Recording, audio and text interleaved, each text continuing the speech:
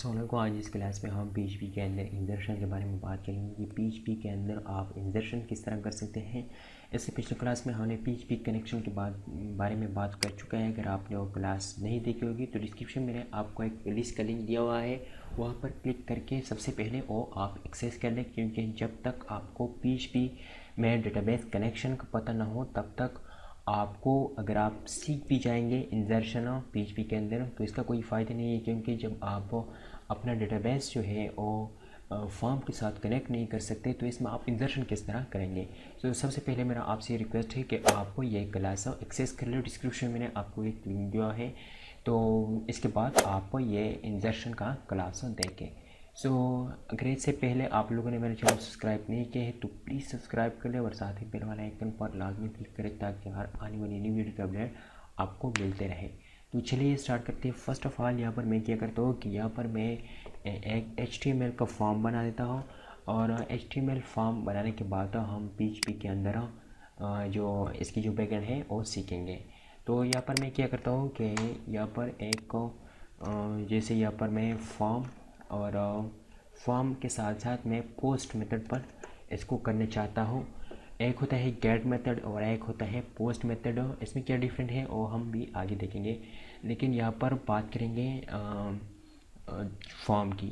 तो यहाँ पर सबसे पहले तो इससे पहले मैं क्या करता हूँ कि एक और टैग लगा देता हूँ टेबल के नाम से, क्योंकि इसमें हम जब बॉर्डर देंगे तो हम टेबल को बॉर्डर देंगे। और इसके बाद फॉर्म, और फॉर्म करने के बाद यहाँ पर मैं क्या करता हूँ कि फ़र्स्ट ऑफ़ ऑल मैं कुछ इस तरह करता हूँ कि मतलब STDID नेम, इसके अलावा फादर नेम और सिटी, बस एक सिंपल सा टेबल आपके लिए बना देता हूँ। और इसके बाद इसके लिए हम डेटाबेस भी बनाएंगे। तो यहाँ पर फर्स्ट ऑफ़ ऑल आपने TR टैग का इस्तेमाल करना है, और TR टैग का क्या मतलब है, टेबल रो। और इसके अंदर आपने फर्स्ट ऑफ ऑल TH का इस्तेमाल करना है, टेबल हेड। यहाँ पर नेम, और नेम देने के बाद यहाँ पर आपने क्या करना है कि नीचे आना है और इसके नीचे आपने लिखना है TD का मतलब है टेबल डेटा। इसके बाद इनपुट टैग का इस्तेमाल आपने करना है। इनपुट और इनपुट के बाद यहाँ पर मैं क्या करता हूँ कि यहाँ पर टैग्स देता हूँ, और टैग देने के बाद यहाँ पर नेम, क्योंकि PHP के अंदर हम नेम की मदद से उसको कॉल कर सकते हैं। तो नेम के लिए मैं यहाँ पर इसको भी नेम देता हूँ, और नेम देने के बाद मैं इसको डुप्लिकेट करता हूँ ताकि हमारा टाइम जो है वो ज़्यादा वेस्ट ना हो जाए। यहाँ पर इसको मैं क्या देता हूँ, मतलब फादर देता हूँ इस नाम की जगह। यहाँ पर मैं फादर लिख देता हूँ। तो यहाँ पर फादर लिख दिया, और फादर लिखने के बाद यहाँ पर F नेम देता हूँ, जस्ट F नेम मतलब फादर नेम।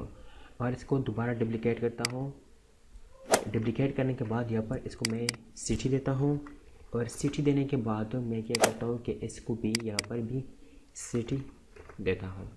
तो सिटी देने के बाद यहाँ पर लास्ट में एक और काम रह गया है, तो वो क्या है, सबमिट बटन। तो सबमिट बटन जो है वो ही बहुत आसान है, या तो आप वो बटन बना सकते हैं या सबमिट का बटन। यहाँ पर डुप्लिकेट कर दिया, और यहाँ पर मैं क्या करता हूँ कि यहाँ पर एक्शन लिख देता हूँ। एक्शन के मतलब मेरा एक्शन क्या होना चाहिए। और इसके बाद यहाँ पर सबमिट कर दिया, और सबमिट करने के बाद यहाँ पर इसको नाम देता हूँ सेव। तो ये सेव कर दिया, और इसको करने के बाद मैं यहाँ पर इसको फ़िलहाल के लिए सेव कर देता हूँ, और आपको दिखाता हूँ कि क्या सिचुएशन बनती है। तो यहाँ पर अगर मैं रिफ़्रेश कर दूँ तो यहाँ पर आप देख सकते हैं कि ये कुछ इस तरह मेरा जो नाम फादर नेम हो, तो इसको मैं थोड़ा सा डिज़ाइन देता हूँ, बॉर्डर वगैरह देता हूँ। तो बॉर्डर क्या, यहाँ पर जो टेबल है, टेबल के अंदर यहाँ पर मैं देता हूँ बॉर्डर इक्वल टू 2 पिक्सल देता हूँ, यहाँ पर 2 पिक्सल। इसको देने के बाद यहाँ पर एक और टैग का इस्तेमाल करता हूँ, सेंटर टैग का। तो सेंटर टैग का मतलब है कि ये सेंटर में चला जाता है, और सेंटर टैग इस्तेमाल करने के बाद यहाँ पर ये यहाँ से कट करके नीचे टेबल के नीचे यहाँ पर प्रेस कर देता हूँ, दोबारा सेव करता हूँ और आपको दिखाता हूँ कि क्या बनती है। तो यहाँ पर आप देख सकते हैं कि अब अच्छा लग रहा है थोड़ा सा यहाँ पर पहले से। तो अब नेक्स्ट काम जो है वो हमारे क्या है, और डेटाबेस बनाना है। डेटाबेस किस तरह आप बना सकते हैं, तो इसके लिए सबसे पहले आप के पास लोकल होस्ट जो है वो आपके पास इंस्टॉल होने चाहिए। जब आपके पास एग्ज़ाम सर्वर इंस्टॉल हो तो यहाँ पर आप लोकल होस्ट सर्च करें। लोकल होस्ट के बाद यहाँ पर phpMyAdmin। इसको करने के बाद यहाँ पर मेरे पास ऑलरेडी एक डेटाबेस है, लेकिन इसमें मैं काम नहीं करता हूँ। मैं एक न्यू डेटाबेस बनाता हूँ ताकि आपको अच्छी तरह समझ में आ जाए। स्टूडेंट इन्फो के नाम से क्रिएट पर क्लिक करते हैं तो यहाँ पर आप देख सकते हैं कि मेरे पास डेटाबेस क्रिएट हो चुका है। ये जो डेटाबेस की कोर्स है MySQL की, ये इसमें मैंने पूरा कंप्लीट कोर्स बनाया है। डिस्क्रिप्शन मैंने उसका लिंक दिया हुआ है, पर क्लिक करके आप एक्सेस कर लें तो आपके लिए कोई मुश्किलात नहीं होगी, ना अब ना आगे। सो यहाँ पर इसको मैं क्या नाम देता हूँ, लेट सपोज इसको स्टूडेंट नाम देता हूँ। और स्टूडेंट देने के बाद मेरे पास 4 कलम है, क्योंकि नेम, फादर नेम, सिटी और इसके बाद जो है study ID first of all आता है। इसको करने के बाद यहाँ पर मैं क्या करता हूँ कि यहाँ पर स्टडी ID दे दिया और इसको इंटीजर रखना चाहता हूँ। इसी के साथ साथ इस पर मैं प्राइमरी की भी लगा देता हूँ, यहाँ पर प्राइमरी की, ताकि अच्छा ये तो प्राइमरी की नहीं है। रिफ़्रेश करता हूँ, गलती हो गई यार। यहाँ पर ये जो स्टूडेंट इन्फो के नाम से है, दोबारा स्टूडेंट के नाम से मैं क्रिएट करता हूँ स्टूडेंट और गो पर क्लिक करता हूँ। तो यहाँ पर उसी तरह स्टडी ID एंड टीचर, और इसी के साथ साथ यहाँ पर इसमें मैं प्राइमरी की ऐड करना चाहता हूँ। यहाँ पर प्राइमरी की, और प्राइमरी की के साथ साथ यहाँ पर मैं क्या करता हूँ कि इसको मैं ऑटो इंक्रीमेंट भी करना चाहता हूँ, ताकि ये ऑटो इंक्रीमेंट भी हो। और इसी के साथ साथ मैं क्या करता हूँ कि यहाँ पर नेम के साथ साथ फादर नेम और यहाँ पर लास्ट में सिटी, इसको भी टैक्स करता हूँ, क्योंकि टैक्स ही होता है ये सब, आपने टैक्स करना है। टैक्स कर दिया, और टैक्स करने के बाद यहाँ पर जस्ट गो पर क्लिक करता हूँ। तो गो पर क्लिक करने के बाद यहाँ पर आप देख सकते हैं कि स्टडी ID, लेकिन यहाँ पर जो मेरा जो ऑटो इंक्रीमेंट है वो नहीं लगा हुआ है। वो दोबारा चेक करते हैं कि क्या मसला है। तो यहाँ पर मैं क्या करता हूँ कि दोबारा सेव करता हूँ, और सेव करने के बाद यहाँ पर आप देखिए कि ऑटो इंक्रीमेंट लग गया है। सो अब हम नेक्स्ट काम क्या करेंगे, ये तो बन गया। जैसे मैंने कनेक्शन की क्लास में आपको बताया था कि इसकी जो by default name, user name और पासवर्ड वगैरह होता है, और क्या होता है बाय डिफ़ॉल्ट इसका यूज़र नेम जो होता है और रूट होता है। यहाँ पर आप देख सकते हैं वहाँ पर हमने रूट लिखा था, और इसका बाय डिफ़ॉल्ट पासवर्ड नहीं होता है। जब आप कोई प्रॉपर किसी के लिए आप वेबसाइट बनाना चाहते हैं, कुछ भी करते हैं, तो यहाँ पर आप खुद से इसके लिए यूज़र नेम, पासवर्ड वगैरह सेव कर दें। तो यहाँ पर मैं सेव नहीं करता हूँ, क्योंकि जस्ट मैं आपको बता देता हूँ, और इसलिए मैंने इसको कोई पासवर्ड वगैरह नहीं दिए हैं। अब जो हमारा काम है, असल काम और शुरू हो गया है, वो है PHP के अंदर आप इसको किस तरह सेट करेंगे। तो PHP आप ऊपर भी लिख सकते हैं, बॉडी के अंदर भी लिख सकते हैं, और नीचे भी लिख सकते हैं, एज यू विश जहाँ पर आप लिखना चाहते हैं। तो यहाँ पर PHP स्टार्टिंग और एंडिंग मैं करता हूँ यहाँ पर PHP, और PHP क्लोज भी करता हूँ। इसको करने के बाद तो यहाँ पर फर्स्ट ऑफ ऑल आप क्या करना है कि इफ़, यहाँ पर इफ़ कंडीशन आपने इस्तेमाल करना है। If is set, if is set, और इस सेट देने के बाद यहाँ पर आपने छोटी ब्रैकेट लगाना है, और यहाँ पर लिखना है $_पोस्ट। $_पोस्ट करने के बाद आपने बड़ी ब्रैकेट लगाना है। बड़ी ब्रैकेट के अंदर सिंगल कोटेशन, और सिंगल कोटेशन के अंदर जो भी आपके पास जो बटन होता है उसके नाम, उसको जो आपने नाम किया हुआ होता है वो आपने यहाँ पर लिखना है। जैसे यहाँ पर मैं सेव लिख देता हूँ। सेव लिखने के बाद यहाँ पर मैं क्या करता हूँ कि यहाँ पर आपने जो दरमियानी ब्रैकेट है वो लगाना है, और इसको लगाने के बाद अगर यहाँ पर आप देखें तो मेरे पास एक नेम है, एक फादर नेम है, एक सिटी है। तो इसके लिए हम क्या करते हैं वो यहाँ पर लिखेंगे। तो इसके लिए जो मैं फर्स्ट ऑफ ऑल एक वेरिएबल लेता हूँ नेम के नाम से, इक्वल टू, और इसके बाद इसी तरह $पोस्ट मेथड से मैं करता हूँ यहाँ पर जो है आपने बड़ी ब्रैकेट लगाना है, इसके अंदर यहाँ पर नेम। ये नेम मैंने क्या नाम दे दिया, ये वाला नाम दे दिया यहाँ पर जो आप देख सकते हैं। अगर आपने यहाँ पर कुछ और लिख दिया तो वो आपने यहाँ पर लिख देना है। इसको यहाँ पर मैंने सेमीकोलन में भी आपने बंद कर देना है। इसको डुप्लीकेट करता हूँ, डुप्लीकेट करने के बाद यहाँ पर फादर नेम, फिर यहाँ पर भी क्या करता हूँ कि यहाँ पर इसकी जो वेरिएबल है वो भी फादर नेम लिखता हूँ, डुप्लीकेट करता हूँ और यहाँ पर सिटी देने के बाद यहाँ पर भी आपने सिटी देना है। यहाँ पर आप देखिए कि इसको मैंने एफ नेम दे दिया है और इसको सिटी, इस वजह से मैंने यहाँ पर भी कुछ इस तरह कर दिया।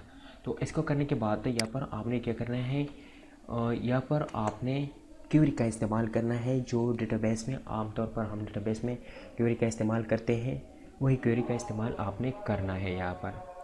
तो इसका इस्तेमाल आप किस तरह करेंगे, फ़र्स्ट ऑफ़ ऑल यहाँ पर आपने क्या करना है, यहाँ पर आपने एक वेरिएबल डिक्लेयर करना है। जैसे यहाँ पर मैं ABC के नाम से डिक्लेयर करता हूँ और इसके बाद यहाँ पर आपने लिखना है कि MySQL आई, और इसके MySQL आई यहाँ पर अंडरस्कोर, और अंडरस्कोर के बाद यहाँ पर आपने क्वेरी लिखना है, MySQL आई क्वेरी।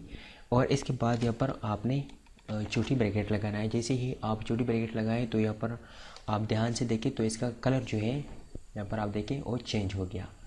अब आपकी मर्ज़ी है, अगर आपको क्वेरी आते हैं तो यहाँ पर डायरेक्ट आप लिख सकते हैं, अगर नहीं आते तो यहाँ पर आप ऐसा करें कि आपका जो डेटाबेस है इसमें चले जाएं, और इसमें चले जाने के बाद यहाँ पर अपने टेबल के अंदर यहाँ पर SQL, और SQL के अंदर यहाँ पर इंसर्ट पर क्लिक करें। जैसे ही आप इंसर्ट पर क्लिक करेंगे तो यहाँ पर आपके पास ऑटोमेटिकली आ जाता है। यहाँ पर आपने जस्ट कॉपी करना है, और कॉपी करने के बाद यहाँ पर फर्स्ट ऑफ ऑल आपने जो डेटाबेस की कनेक्शन है जो वो उसकी वेरिएबल का नाम आपने देना है। यहाँ पर आप देखिए इसकी पिछली क्लास में हमने इसका इस्तेमाल किया है। इसको यहाँ पर इसकी जो वेरिएबल में जो स्टोर किया है वो कनेक्शन के नाम से हमने एक वेरिएबल लिया हुआ है, तो यहाँ पर वही वेरिएबल आपने लिखना है। यहाँ पर मैं क्या करता हूँ कि कनेक्शन, इसके बाद आपने कामा लगाना है, और कामा लगाने के बाद आपकी जो क्वेरी है अगर आपको आता है तो ठीक है, अगर नहीं आता तब भी कोई बड़ी बात नहीं है। जस्ट यहाँ पर वापस से कॉपी करके और यहाँ पर पेस्ट कर दे, यहाँ से आपने ये हटा देना है। और इसको हटाने के बाद आपने क्या करना है कि यहाँ पर एक और काम है, जो यहाँ पर आपने डबल कोटेशन लगाना है, और यहाँ पर भी आपने डबल कोटेशन लगाना है। डबल कोटेशन लगाने के बाद यहाँ पर अब आपने यहाँ पर जो वेरिएबल के अंदर जो नाम, फादर नेम, सिटी वगैरह स्टोर किया हुआ है वो आपने यहाँ पर देना है। तो यहाँ पर फर्स्ट ऑफ ऑल मैंने जो है सिंगल कोटेशन में आपको इसमें आपने बंद भी कर देना है। तो फर्स्ट ऑफ ऑल इसके लिए मैं सिंगल कोटेशन लेता हूँ, कामा, इसके बाद भी। तो यहाँ पर मैं क्या करता हूँ, फर्स्ट ऑफ ऑल जो मेरा जो नाम है वो लिख देता हूँ, नेम, इसके नेम के बाद मेरा फादर नेम है, और एफ नेम, फादर नेम के बाद हमारे जो आखिरी है वो है सिटी। तो सिटी लिख दिया और लास्ट में आपने सेमीकोलन लगा देना है। यहाँ पर ध्यान से देखिए मैंने क्या कर दिया कि मैंने ये वेरिएबल यहाँ पर लिख दिया है। जो वैल्यू है ये तो डेटाबेस से आ रहा है, ये तो नाम, फादर नेम ये वही है, और ये जिसके अंदर मैंने जो मेरा टेबल है इसकी नेम वगैरह जो मैंने स्टोर किया हुआ है, और पोस्ट मेथड के ज़रिए मैं वहाँ पर डेटा सेंड करना चाहता हूँ, तो इसके लिए मैंने जो वेरिएबल लिखा हुआ है वो मैंने यहाँ पर लिख दिया है। तो इसको करने के बाद एक और आखिरी काम जो है वो आपका इफ स्टेटमेंट का इस्तेमाल करना है, और इफ़ के बाद यहाँ पर आपने जिस वेरिएबल के अंदर आपने अपना जो क्वेरी है वो बंद किया हुआ है वो आपने यहाँ पर लिखना है। यहाँ पर मैं क्या करता हूँ कि $ABC, और इसको करने के बाद यहाँ पर आपने क्या करना है कि इको, जस्ट आपने इको कर देना है। इको करने के बाद यहाँ पर मैं एक मैसेज प्रिंट करना चाहता हूँ कि डेटा सेव्ड, और अगर मेरा डेटा सेव हो गया तो ये मेरे को स्क्रीन पर प्रिंट कर दिया जाता है कि डेटा सेव। अगर सेव ना हो गया तो एल्स स्टेटमेंट का इस्तेमाल ये हम यहाँ पर करेंगे, एल्स फिर इको। तो मेरे को स्क्रीन पर क्या प्रिंट कर दो, डेटा या यहाँ पर जस्ट मतलब जो डेटा है वो फिल्ड हो गया। तो इसको करने के बाद यहाँ पर भी आपने सेमीकोलन लगा देना। यहाँ पर जो std है वो आपने यहाँ से हटा देना है। ये क्यों? क्योंकि इस पर हमने ऑटो इंक्रीमेंट लगाया हुआ है, ये तो खुद ब खुद ही सबके साथ आ जाता है। तो यहाँ पर हमारा जो डेटाबेस है वो भी बन गया है और मेरा जो फॉर्म है वो भी कंप्लीट हो चुका है। एक और काम भी बाकी है।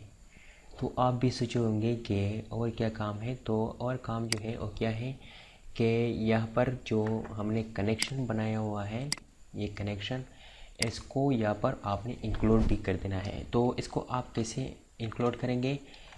इसके लिए आपने यहाँ पर PHP स्टार्टिंग और एंडिंग का इस्तेमाल करना है और यहाँ इसके अंदर आपने लिखना है इंक्लूड लिखने के बाद यहाँ पर छोटी ब्रैकेट के अंदर आप या तो जो है डबल कोटेशन या सिंगल कोटेशन आपको लगा सकते हैं। इसके बाद यहाँ पर आपने उस फोल्डर का नाम देना है जिस फोल्डर के अंदर आपने जो कनेक्शन का फाइल है वो रखा हुआ। इसके बाद उस फाइल का नाम। तो अगर आपने किसी फोल्डर के अंदर नहीं रखा हुआ है तो कोई मसला नहीं है, डायरेक्ट आप उस फाइल का नाम लिख दें। ऐसा करने के बाद यहाँ पर लास्ट में आपने सेमीकोलन भी लगा देना है। यहाँ पर मैं सेव करता हूँ और अब हम डेटा इसमें इंसर्ट करेंगे कि क्या ये काम करता है या नहीं। तो यहाँ पर मैं क्या करता हूँ कि यहाँ पर मैंने अपना नाम लिख दिया और यहाँ पर मैं क्या करता हूँ कि यहाँ पर व्हाटएवर कुछ देना चाहता हूँ फादर नेम की जगह और यहाँ पर बनू लिख देता हूँ। सबमिटेड पर क्लिक करता हूँ तो यहाँ पर आप देख सकते हैं कि डेटा सेव्ड। तो यहाँ पर अगर आप देखें यहाँ पर कुछ भी नहीं है। जैसे ही मैं इसको रिफ़्रेश कर दूँ तो रिफ़्रेश करने के बाद यहाँ पर आप देख सकते हैं कि एक स्टूडेंट का डेटा यहाँ पर आ चुका है। इसी तरीके से यहाँ पर मैं क्या करता हूँ कि यहाँ पर मैं फयाज़ देता हूँ और इसके अलावा यहाँ पर ए मैंने फादर नाम की जगह दे दिया और यहाँ पर बनू सेव कर दिया। और सेव करने के बाद दोबारा रिफ़्रेश करता हूँ यहाँ पर और रिफ़्रेश करने के बाद यहाँ पर आप देख सकते कि 2 स्टूडेंट का डेटा यहाँ पर आ गया। इसी तरीके से आप जितने भी मर्जी स्टूडेंट का डेटा यहाँ पर इंसर्ट करना चाहते हैं तो आप वो इंसर्ट कर सकते हैं। लेकिन मेरा मतलब जो है वो आपको इंसर्ट समझाना था कि आपको इंसर्ट किस तरह कर सकते हैं जो आपकी जो PHP है इसके अंदर। सो आई होप आपको समझ में आया होगा। अगर आपको समझ में आया होगा तो प्लीज़ लाइक शेयर कमेंट ज़रूर कीजिए और मेरे चैनल को सब्सक्राइब करना किसी भी सूरत में मत भूलिए। मिलते हैं नेक्स्ट वीडियो में। अल्लाह हाफिज़।